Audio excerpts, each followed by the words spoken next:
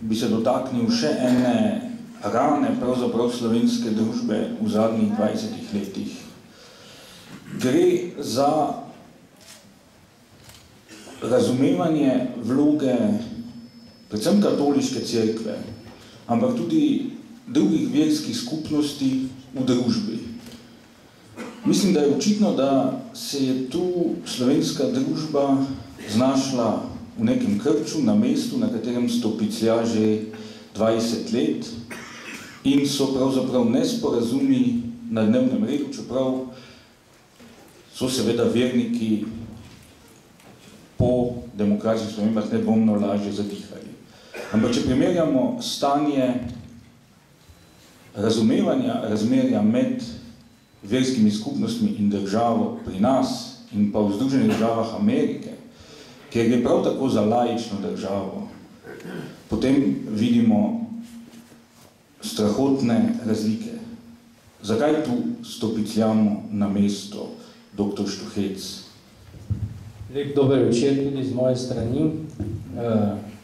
Moram priznati, da sem danes rahlo vznemirjen zaradi vsega tega, kar se je dogajalo pred tem srečanjem in tudi sedaj, kar kaže neko duhovno stanje, v katerem smo se znašli, in če si vzameš svobodno besedo v družbenih stvarih, posebej če si teolog, klerik, predstavnik cerkve, si toliko bolj na udaru in izpostavljen, kajti v Sloveniji se uveljavlja pravilo, da naj cerkev, kristijani in tudi mi teologi o družbenih ali političnih stvarih molčimo.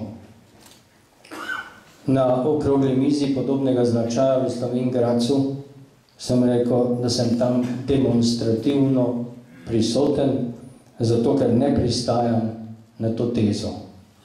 In iz istega razloga sem demonstrativno odprl vrata nocojšnjemu zborovanju v Zavodu Antona Martina Slomška, kljub vsem rizikom, ki so s tem povezani.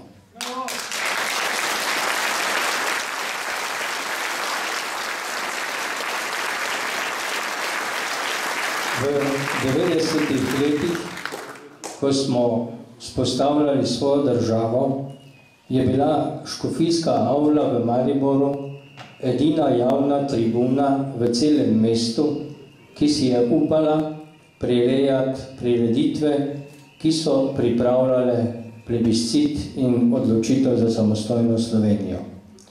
Na to sem še danes ponosen in tudi iz tega razloga si ne pustim vzeti države, za katero je tudi cerkev marsikaj naredila.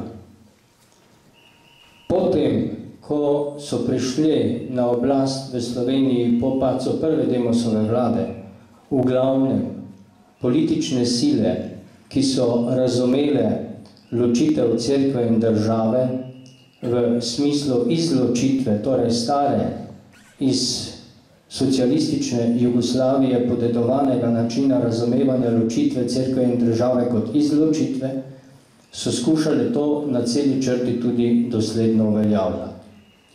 Z velikimi težavami, z velikimi mukami smo prišli do zakona o verski svobodi in vsi dobro veste, kako je ta tudi zakonodaja na tem področju bila podvržena različnim proceduralnim postopkom vse do Ustavnega sodišča, zato da je sploh prišla v veljavo. Tu seveda se bomo vedno znova srečali tudi z neko polpreteklo ali celo še daljšo zgodovino, v katero se ta trenutek nima pomena spuščati. Vendar v temeljni listini, ki jo lahko preberemo pred našo ustavo, našo demokratično ustavo, obstaja tudi tretji odstavek, v katerem je rečeno, da se ločujemo ali odhajamo iz Socialistične federativne republike Jugoslavije tudi zaradi tega, ker so bile v tisti državi takrat eklatantno kršene človekove pravice. Pravica do svobodo veroizpovedi je gotovo spadala v eno izmed teh pravic In jaz trdim, da je pravica do svobode veroizpovedi lakmusov papir za svobodno ali nesvobodno družbo, za svobodno ali nesvobodno državo. Točno na izpolnjevanju v konkretnosti pravice svobode veroizpovedi se pokaže, koliko je v neki družbi tolerance, medsebojnega spoštovanja in koliko se spoštuje tudi religioznost. Veliki duhovi tako imenovane laične države, tako imenovane sekularne države, kot je recimo nemški filozof Jürgen Habermas, so v zadnjih desetletjih pričeli ugotavljati, da ima religija za vsako družbo zelo pomemben konstitutivni prispevek, predvsem na 3 področjih. Pri pomoči ljudem za iskanje smisla življenja, pri etičnih oziroma moralnih kriterijih, ki jih prispeva v neko družbeno sredino, in tudi je relevanten sogovornik v vseh drugih družbenih oziroma tudi političnih vprašanjih. Vendar pod določenim pogojem. In ta pogoj je, da določena cerkev ali verska skupnost spoštuje demokratično, pluralno, laično, sekularno državo. Jaz mislim, da katoliška cerkev s tem v Sloveniji nima resnih problemov.